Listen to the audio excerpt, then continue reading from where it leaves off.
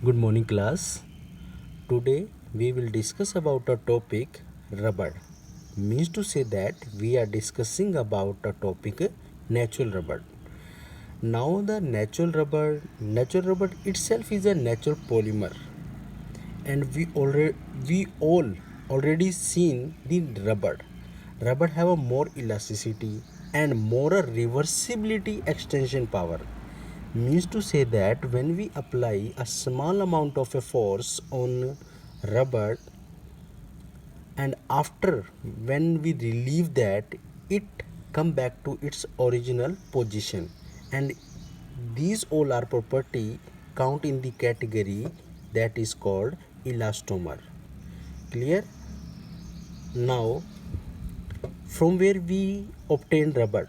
Rubber is obtained from the latex. Latex itself is the colloidal dispersion of rubber in water, right? And that latex is obtained from the bark of tree, यानी कि ये bark of tree से हमें obtain होता है. Natural rubber trees are found in tropical or semi-tropical countries like India and Indonesia, Malaysia, Sri Lanka, so many. अब हम structure के बारे में डिस्कशन करते हैं. स्ट्रक्चर आइसोप्रीन से ड्राइव होता है. आइसोप्रीन आपके सामने लिखा हुआ है. ये इटसेल्फ एक कॉमन नेम है और इसका आपको आईयूपीएसी नेम याद रखना पड़ेगा. 2-methyl-1,3-butadiene.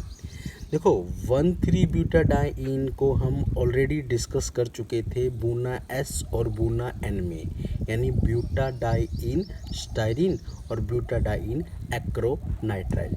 वहाँ हम इसको डिस्कस कर चुके थे. अब आपके सामने ये चीज़ स्ट्रक्चर जो नज़र आ रहा है 1, 2, 3, 4, ये इटसेल्फ 1,3-butadiene है. यानी अगर मैं एक बात बोलूँ आइसोप्रीन के बारे में, तो isoprene is the derivative of 1,3-butadiene.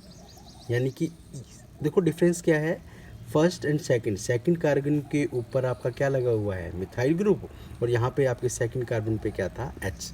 यानी कि 1,3-butadiene का डेरिवेटिव ही आइसोप्रीन है. आपको आइसोप्रीन से याद रखना है, बट आपको इसका आईयूपीएसी नेम भी पता होना चाहिए, राइट.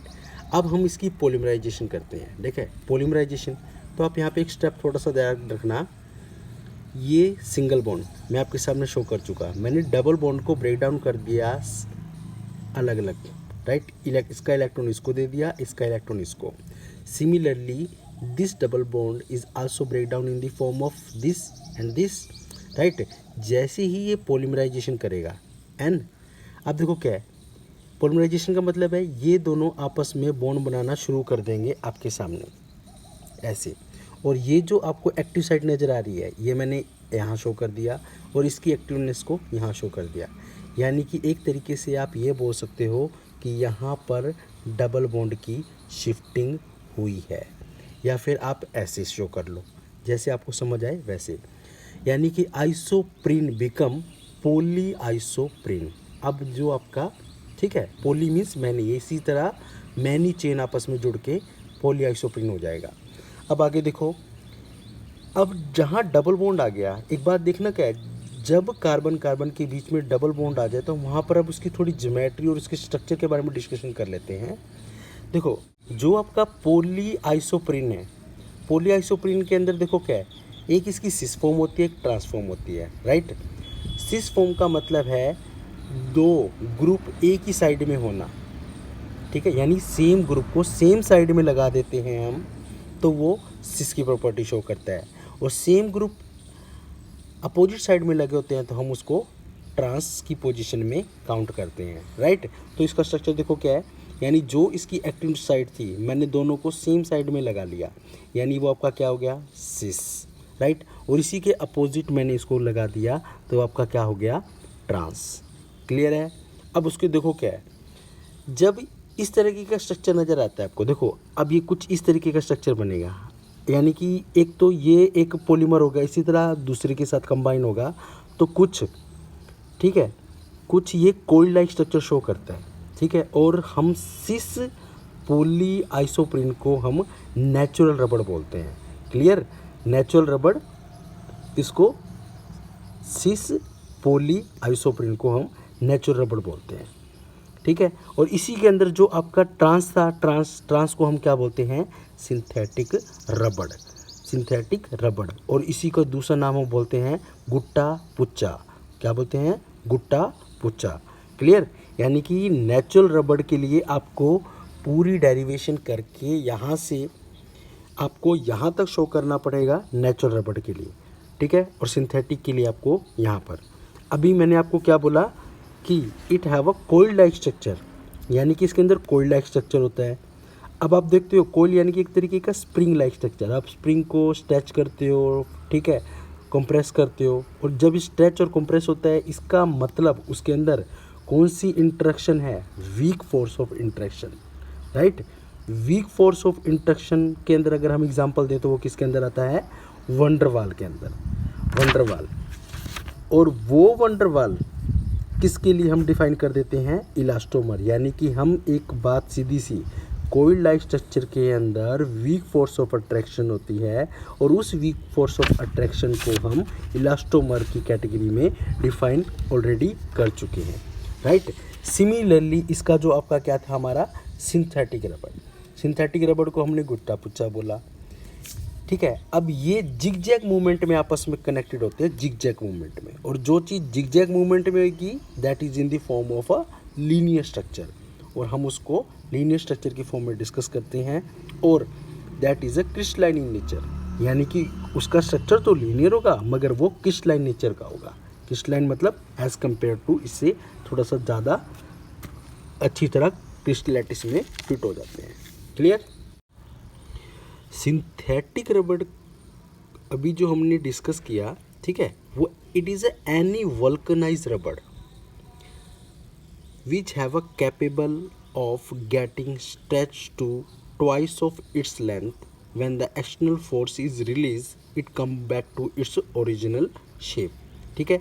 सिंथेटिक रबड़ के अंदर कोई भी एनी वल्कनाइज रबड़ को हम काउंट करते हैं। और बूना एस, बूना एन और नियोप्रीन, नियोप्रीन हम आगे डिस्कस करेंगे, इसके एग्जाम्पल हो जाते हैं। Neoprene is made by the free radical addition polymerization, यानी देखो क्या है, अभी हमने थोड़ी देर पहले 1,3-ब्यूटाडाइन पढ़ा था। इस पोजीशन पे, सेकंड पोजीशन पे अगर आपका CH3 था तो हमने इसको क्या बोला था, आइसोप्रीन।